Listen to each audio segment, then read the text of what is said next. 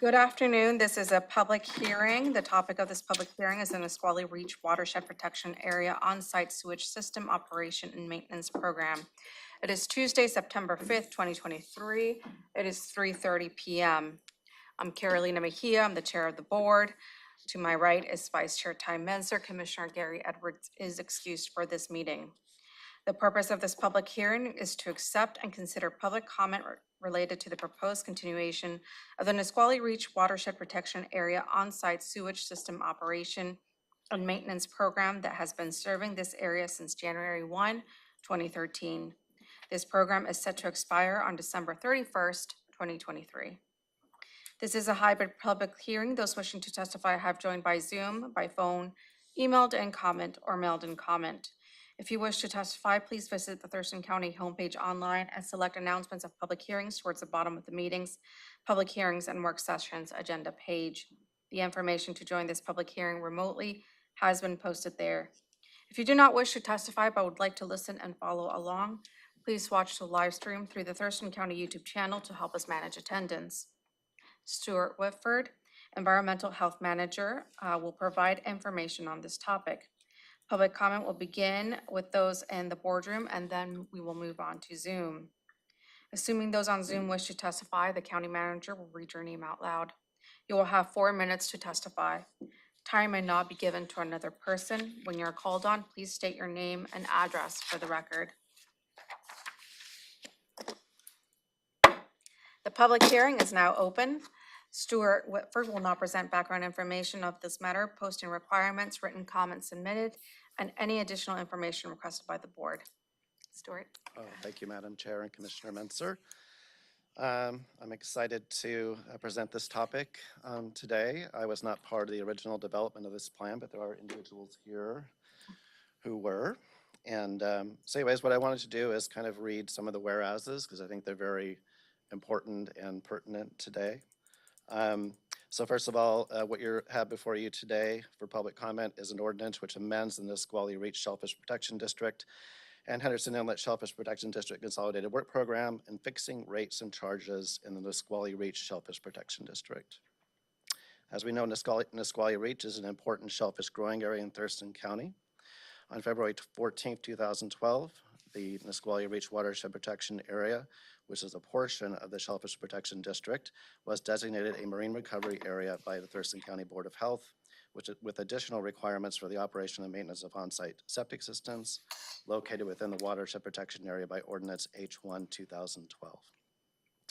Since that time, improvements in water quality have allowed the Washington State Department of Health to reopen commercial shellfish harvesting areas in 19 acres in 2013 and 107 acres in 2018. As of June 2023, all monitoring stations in Nisqually Reach that are in the prohibited area meet fecal coliform bacteria water quality standards, and all stations are showing either improving trends or are stable, which is amazing.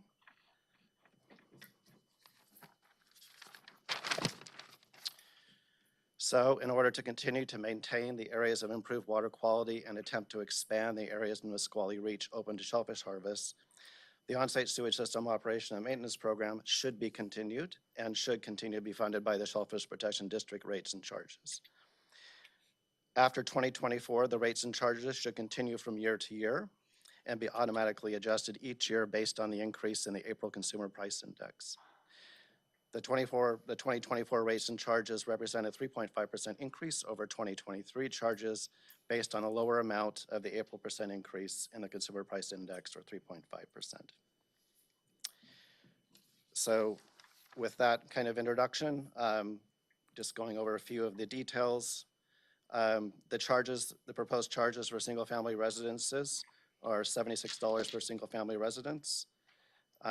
For a lower priority system, $174 for a higher priority system, plus $10 for every additional residential unit, and that's in both cases. $192 for each community on-site sewage system disposal component located off-site from where the sewage originates, and $192 for each food establishment and school, except those served by a large on-site sewage system. And with that, That's my presentation on this. I have been doing pollution identification and correction since 1994. And in Kitsap County, we've had similar successes in restoring commercial, shellfish beds. In Dyson alone, partnership restored 2,000 acres to approved status, where it had been prohibited for a year since the 1960s and 70s. This Nisqually Reach example is a great example of hard work, not only of government, but also of the private people that are paying these rates and fees and getting their septic systems maintained at a very high rate, which right now is about 89%, which is unheard of. It's unheard of anywhere else. So it's a successful program, and it should continue, but also, as you know, every year we should be looking at it and making tweaks with your kind of input just to make sure that it's running as efficiently as possible. That's all I have. Thank you. And Commissioner Gary Edwards has joined us via Zoom. So we will move on to the questions. Commissioner Edwards, do you have any questions, sir? No, I don't have any questions. Thank you. Thank you. Commissioner Menzer, questions? No, I don't have additional. We have had a couple of briefings and there were, I think, more detail in some of those discussions. I'm going to leave it at that. The public can find those items if they're curious about a little bit more of the nuts and bolts, but I'm good at this point. Thank you. Yeah, no questions for me at this point. We will move on to public testimony. Thank you so much, Stuart. Sure.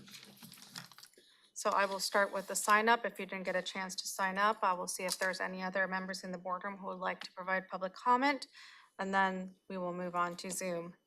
First person on the sign up is Art Starry.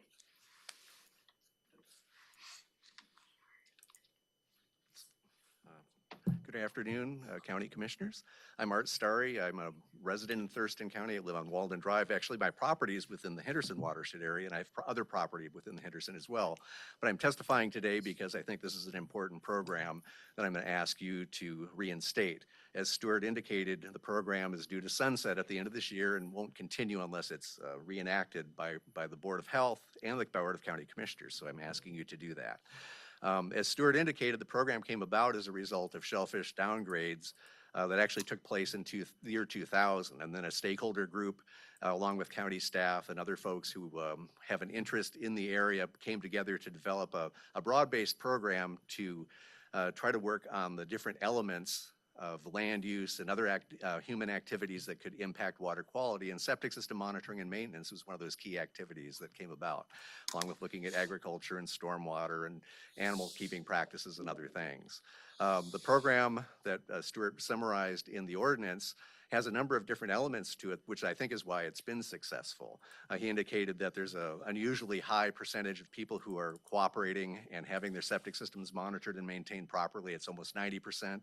As he indicated, that's almost unheard of unless you look elsewhere, actually in Thurston County, where in Henderson Inlet, it's very similar. It's about 90% as well. And I think that's a result of the different facets of the program that have made it effective, or that's what's made it effective. There's education and outreach. There's some very innovative programs that the county and community members have developed to help people monitor and maintain their septic systems and to do other things that they can do to help assure that water quality is maintained. There's incentives. There's everything from low interest loans to riser rebates to other things to encourage people to do the right thing to monitor and maintain their systems. There's an effective regulatory program that's part of it. You need to have the ordinances, the rules and things that help guide the program and make sure that people understand what's required for them to help create expectations for what's necessary. And so that's in place. And on top of that, there's the financing mechanism that's in place that was developed and recommended and then implemented. Recommended by community members and then implemented by the county to help assure that there's the adequate revenue in place to fund the program. And that's been augmented over time by grants and other things that county staff I know have worked on. And so as Stuart indicated, this is a very effective program. It's particularly, I think, important to note that the water quality has improved and been maintained despite growing population and increased growth pressures in the area. I think that's very commendable that the community has come together. And I think when you look at all the different things that have been done to improve water resources within Nisqually, I think that's a true example of collective impact. Periodically, you'll hear that term, but I think it's what happens when everybody works together to a common goal, and septic system monitoring and maintenance is part of that. Septic system monitoring and maintenance isn't the whole issue. It isn't the whole problem, but it's part of it. And I think this program is an effective way to help assure that people have the resources they need, and that water quality can help be protected and public health can be protected by assuring that septic systems are being monitored and maintained. So again, I encourage you to improve the program, to review the work program, and adopt it as it's proposed. I will say that I did look at the county website, and there's some very good information there that I reviewed prior to this. There's a story map. There's a report that was developed by staff. I think Tracy Hall here had a big role in that. So I think that's very helpful for anybody who wants to take a look at it. So again, that's it. And I will be happy to answer any questions that you might have. Thank you. Thank you. Okay. Next is Terry Ballard.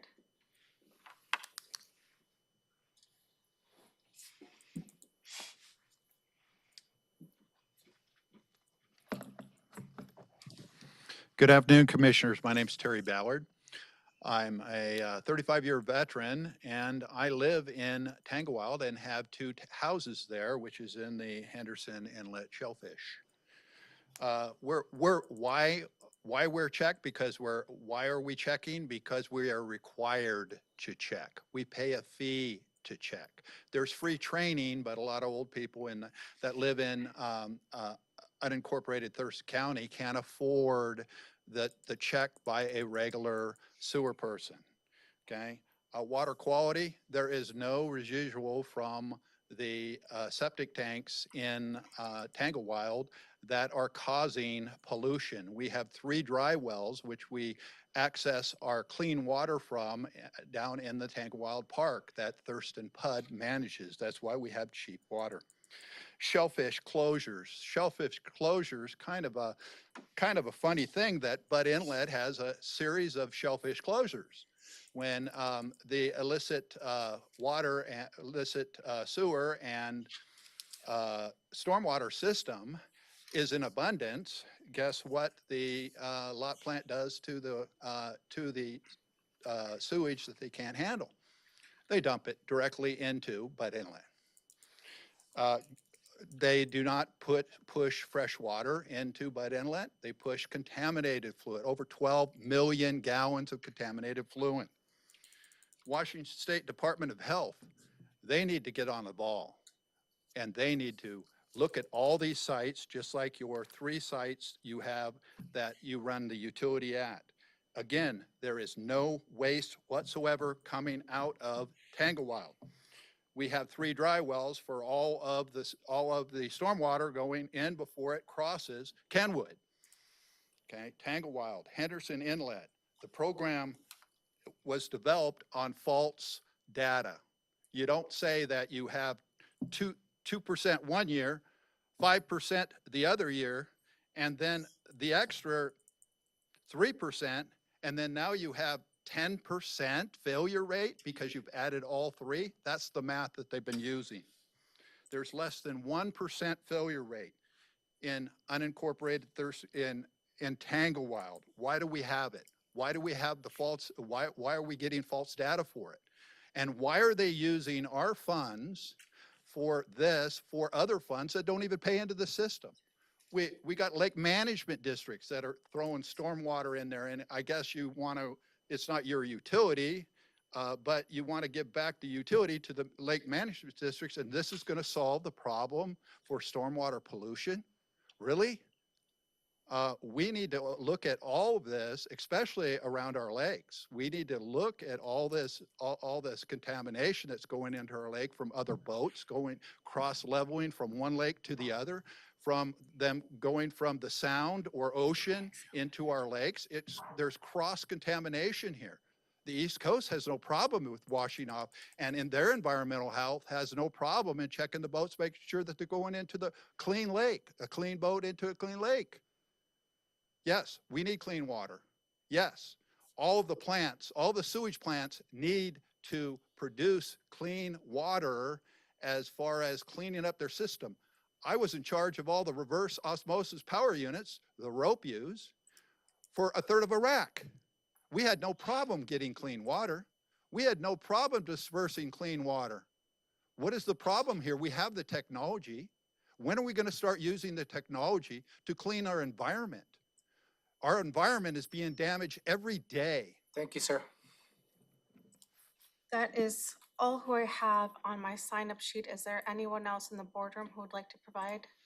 Go ahead, sir. Please introduce yourself and the address where you reside. Good afternoon, Commissioners. My name is Tris Carlson. I reside in Nisqually District at 6936 Puget Beach Road Northeast. I'm the long-term past chair of the Shellfish Protection District Stakeholders Group. I started as an original member in 2001, and I stepped out a couple years ago, but I keep track of this because I'm also connected to the shellfish industry. And so it's of importance to me that programs like this continue. The history of the Shellfish Protection Stakeholders Group is one that, in conjunction with all the county departments that contributed to it, have come up with a plan and a work plan that we see that you're looking at right now that has been successful from its inception. Nisqually did a great job, but Henderson was a program that was looked at nationally.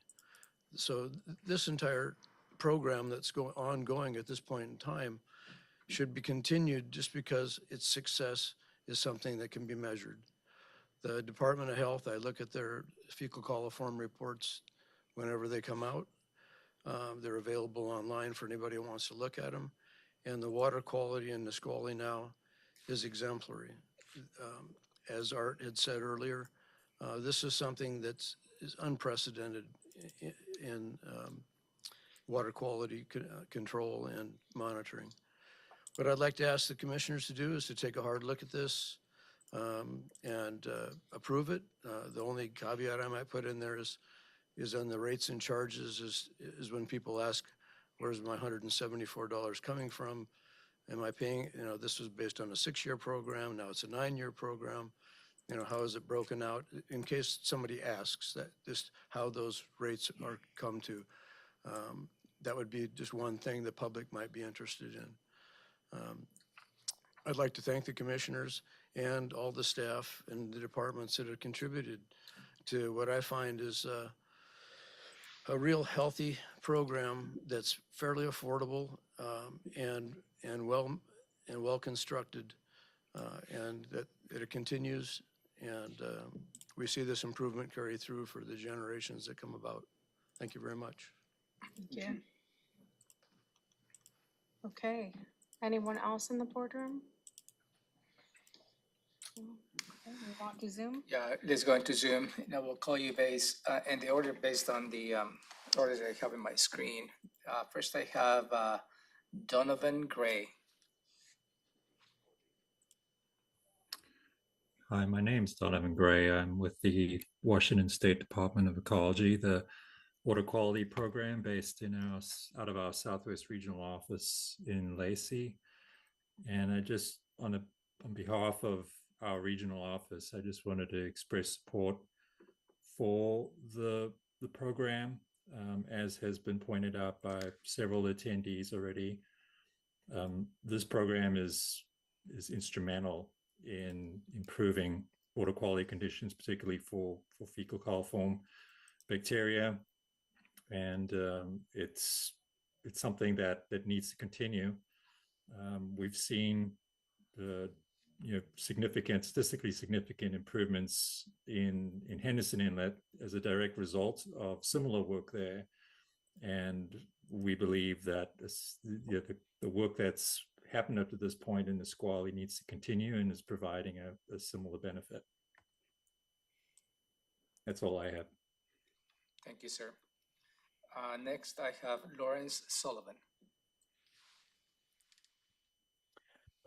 Hello, everybody. I am Lawrence Sullivan, and I supervise the Water Cleanup and Technical Assistance Unit for the Southwest Regional Office, the Water Quality Program. I work with Donovan, who just spoke here a brief second ago.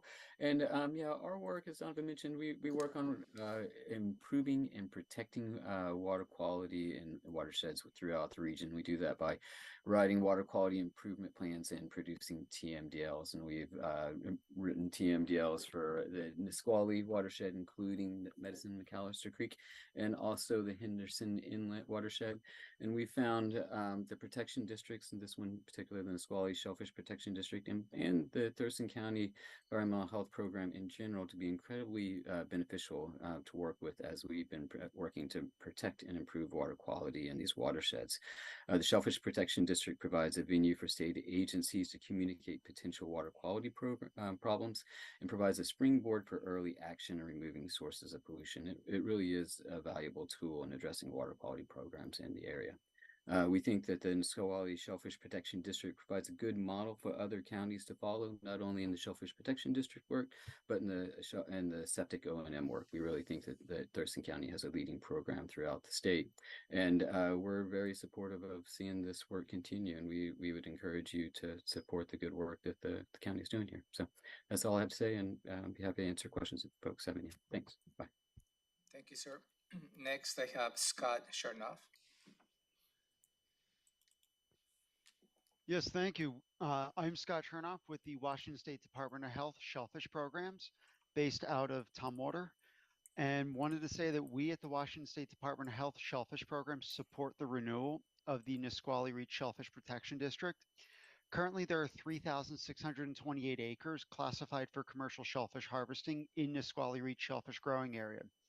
1,929 acres are classified as approved, while the remaining 1,700 acres are classified as prohibited. Most of this prohibited area is due to precautionary closures around marinas, a major river discharge within a wildlife refuge, and are due to potential public impacts, despite that water quality in these areas often meet the stringent water quality standards.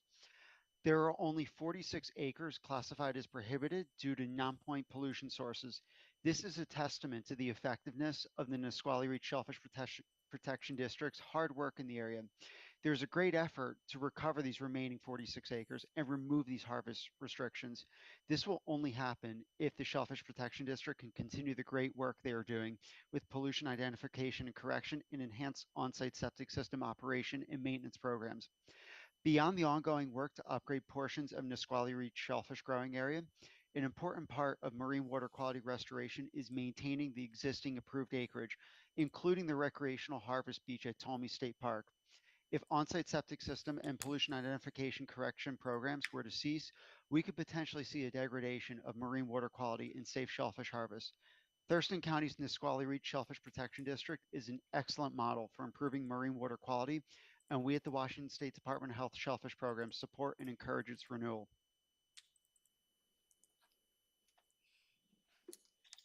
Thank you, sir. And that will conclude public testimony, Madam Chair. Okay, thank you. So moving on to discussion, are there any questions or points commissioners would like to discuss at this time? Commissioner Edwards, we'll start with you, sir. No, ma'am. I think it's a good program. Thank you. Thank you. Commissioner Menzer? Okay, there are two actions if commissioners are ready to move forward this afternoon. The first one is to close the public hearing, and then the second one is to approve the ordinance. We'll start with the first one. Is there a motion? I move to close the public hearing. Is there a second? I'll second. It's been moved and seconded. Any discussion? No, ma'am. I'll call for the vote. Commissioner Edwards? Aye. Commissioner Menzer? Aye. Commissioner Mejia? Aye. Okay, the public hearing is closed. Now there is a second action. Are we ready to move forward on that? Ma'am, Go ahead, sir. I think there's a little room for an additional discussion on the fee structure. kind of to complete this whole fairness study having to do with those locations where there is one property but multiple septic systems. I mean, that could be as many as 60 individual systems. So I'd just like to have a little more discussion on that if possible. Stuart, do you have any?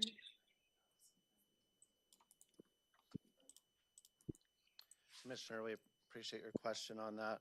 I learned today from the amazing Tracy over here, who's done research on the, I'm sorry, I'm opening your door here. The way that it's currently structured, it used to be, I think it was, well, what we're proposing is additional $10 for each additional septic on the property. It was set up the way it was before because of concern about equity and those kind of things. And this $10 per property will provide us enough resources to actually manage all of the systems that we need to manage in this particular area.